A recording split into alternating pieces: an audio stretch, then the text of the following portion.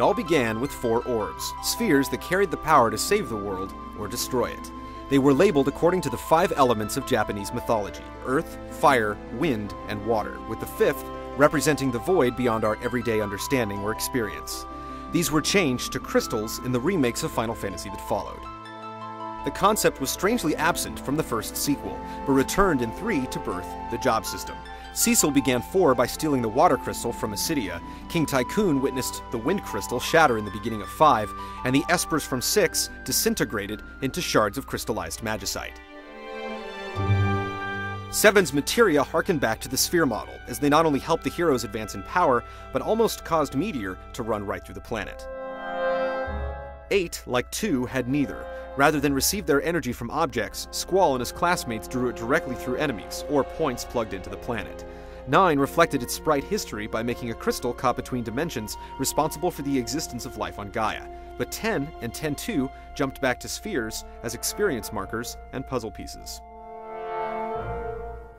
11 started literally with a spinning crystal, along with the set of 5 that created the diverse races.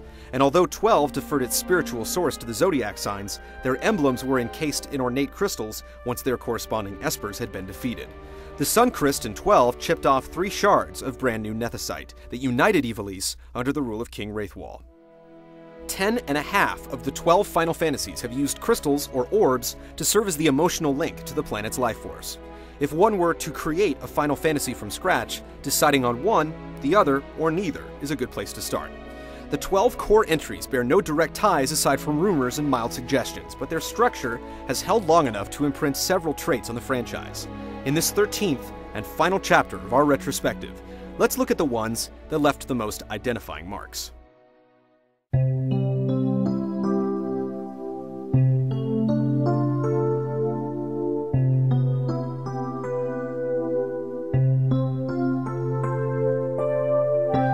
Following crystals and orbs, the story has to take shape, and there are several common themes to call upon when constructing the narrative.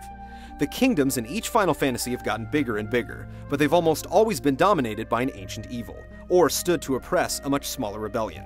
There has often been a conflict of nature versus technology. The later fantasies centered on an eternal struggle for the planet to renew itself. With their world imbalanced, a group would volunteer or be summoned to fulfill a destined ritual and vanquish the forces of evil single-handedly. The origin of the first gathering is unknown because you could assemble them yourself. The following 4 parties were all orphaned youths, or lost their parents as the conflict rose. The second team likely knew each other from childhood, as well as the third, which was raised by the same guardian. The fourth largely served in the military together, and the fifth discovered each other as the long journey began. The sixth joined a resistance group that first gave a name to the frequently outnumbered gathering of forces opposing the tyrannical government. Banon's army in 6 was called the Returners. Barrett's clan in 7 was known as Avalanche. Renoa's rebels waved the flag of the Forest Owls in 8. Baku's Tantalus troop in 9 might have thought that they were up to no good, but their actions ended up saving Princess Garnet and her kingdom. And 11 had Tenshodo and a number of other resistance groups. Aside from the Gullwings moniker, the alliances in 10 and 12 were anonymous.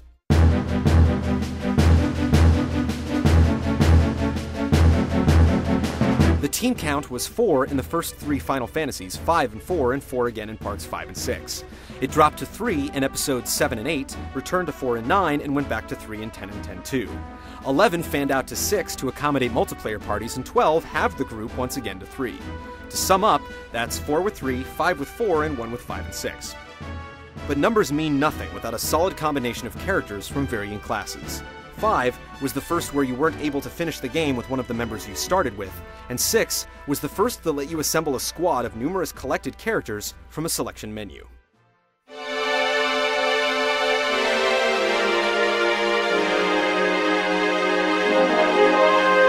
The themes brought up in the naming of the playable populace stretch over a variety of influences.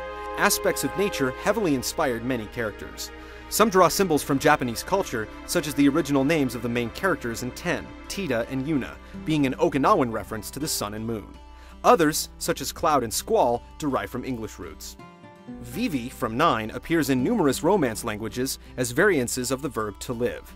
Sarah, the subject of the first Final Fantasy quest ever, means princess in Hebrew, and Cain translates roughly as spear in the same language.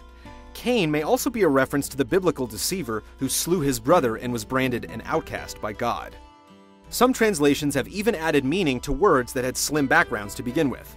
When 6 was translated into English, the protagonist, initially named Tina, which in Japanese is just a derivative of other female terms, was dubbed Terra by writer Ted Woosley, which means earth in Latin and monster in Greek. Once there was a crew to command, they were given attributes to aid them in battle and define their role in the party. Since Final Fantasy I, there have been 3 different ways to distribute them. The model used in the first game gave you options to mix and match, but the sprites themselves couldn't break out of their designated profession. This formula was repeated in 4, 9, 10, and to a lesser extent 6. 3 allowed you to swap job hats at random, and that system was refined in 5, 10.2, and the Online 11. In Parts 7, 8, and 12, classes held less weight, allowing you to customize your entire team to your liking.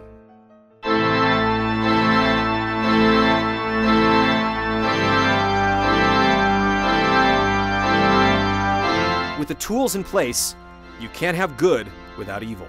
The villains of Final Fantasy have been known to steal the spotlight away from the honest heroes that fight bravely to stop them, but their defining qualities aren't always black and white.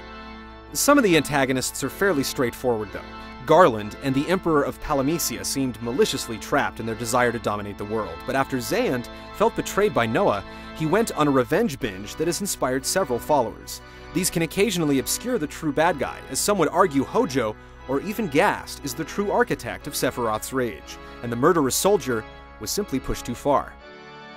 More often than not, there's more to the tale than meets the eye, such as Adia's reversal and eventual camaraderie. In a few others, the opposition you meet at the very beginning becomes the unthinkable evil you face in the end. The only antagonist who remained the sole architect of his world's demise from onset to conclusion was Kefka. No matter how fiercely you set your sights on the final fight, there's almost always one battle beyond it against who knows what. Only one constant remains. At some point, all their health bars have to hit 0.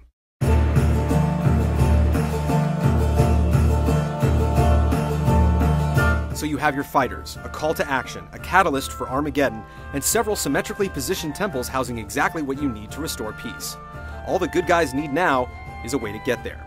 The first transport earned in a Final Fantasy belonged to a pirate, and a crew of scallywags would give up their air or seafaring vessel again in 2, 5, and most recently 12. Canoes were issued late in 1 and earlier in 2, but only permitted river passage and were omitted from installment 3 onward. The canoe's cousin, the raft, appeared occasionally in 6 to split the party and, ironically, bring it back together. Boats began going below ocean level in 3, and submarines surfaced a second time in 5, and a third and last time in 7. 6, 7, and 8 all barely escaped from high-speed train sequences, from derailing to deboarding to fighting the engine itself. The hovercraft was exclusive to the 4th chapter until 8, when Balam Garden went mobile. 8 also contributed numerous four-wheelers to the long list of series vehicles.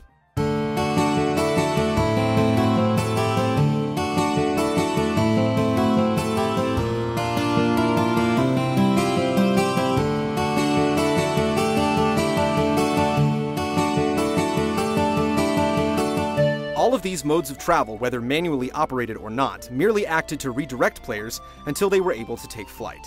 Airships have been in every core Final Fantasy game, and no resistance stood a chance without at least one, since they were prone to being destroyed and rebuilt. They first housed living quarters in 3, added tools and armaments in 4, morphed into multiple forms in 5, and migrated to Mode 7 in 6. Final Fantasy VII deployed choppers, 4 launched a spaceship, 8 stepped even further out into the stars, and 9 brought some of the original sprite concepts into 3D. 11 let you enjoy the view from the top deck, but 10, 10.2, and 12 all teleported you directly via short cutscenes.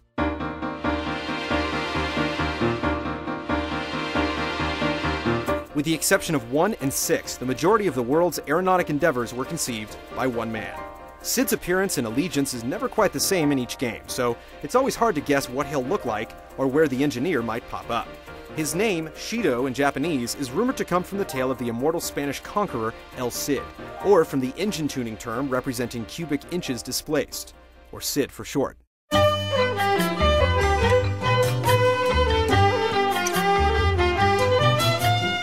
If Cid's not around, you can always make Talon tracks.